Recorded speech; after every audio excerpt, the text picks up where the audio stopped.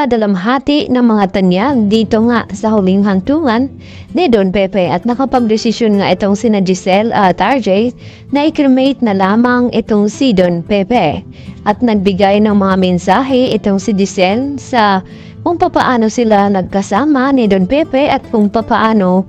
nawalay ito. At dito naman na nalunggot ng husto itong si Zoe dahil sa pagkawala ng araw ng kanyang lolo Pepe at ganon din naman itong si Annalyn Santos at alam daw nito na kung gaano daw sila kamahal ni Don Pepe.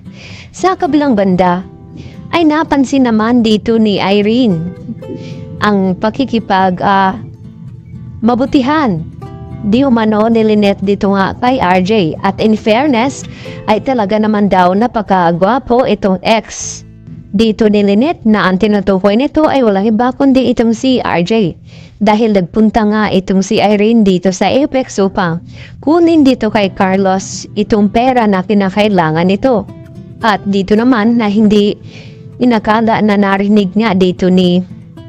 Annalyn ang sinabi ni Irene na mag-ex nga sila ni Carlos at nagulat nga noong una itong si Annalyn ang kanyang marinig na kung niloloko ba daw niya itong kanyang ina na si Lynette at maya-maya nga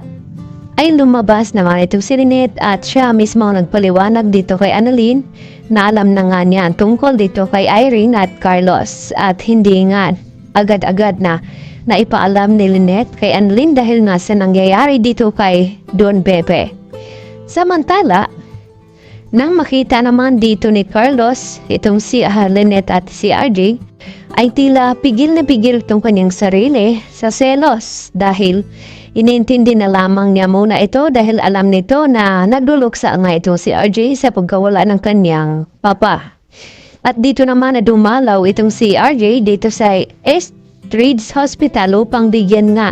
ng bulaklak itong si Annalyn dahil sa get together dahil sa huling araw na lamang ni Annalyn sa Estridge at lilipat na muli dito nga sa Apex Hospital. At dito naman na nakita ni Carlos na may pabulaklak nga itong si RJ at inakala ni Carlos na para ito kay Lynette. Subalit sinabi ni RJ na ibibigay lamang niya itong bulaklak para kay Annalyn Santos. At naintindihan naman ito ni Carlos. Samantala, nagkabanggaan naman itong si Lynette at itong si Irene sa akala ni Lynette na umalis na itong si Irene at kung ano daw ang ginagawa ni Irene dito sa Estridge. At dito naman na sinabi ni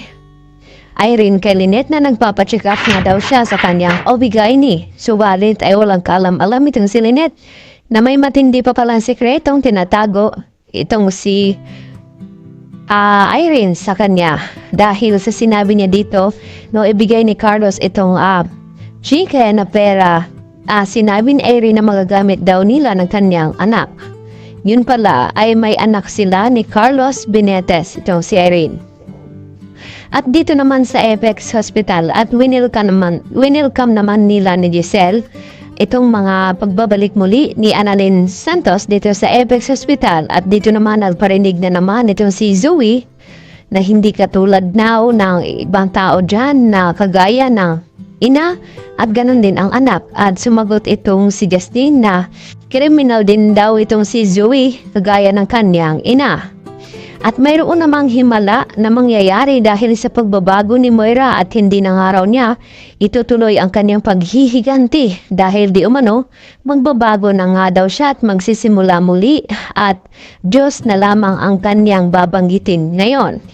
Kaya ngayon ay may malaking revelasyon dito kay Carlos at Irene dahil nagkaanak pala silang dalawa at ito na ngang si Carla na makikilala na nga natin dahil nagpapagamot nga ito sa Apex Hospital. Yan po ating pakatutukan bukas dito lamang yan sa Abot Kamay na Pangarap.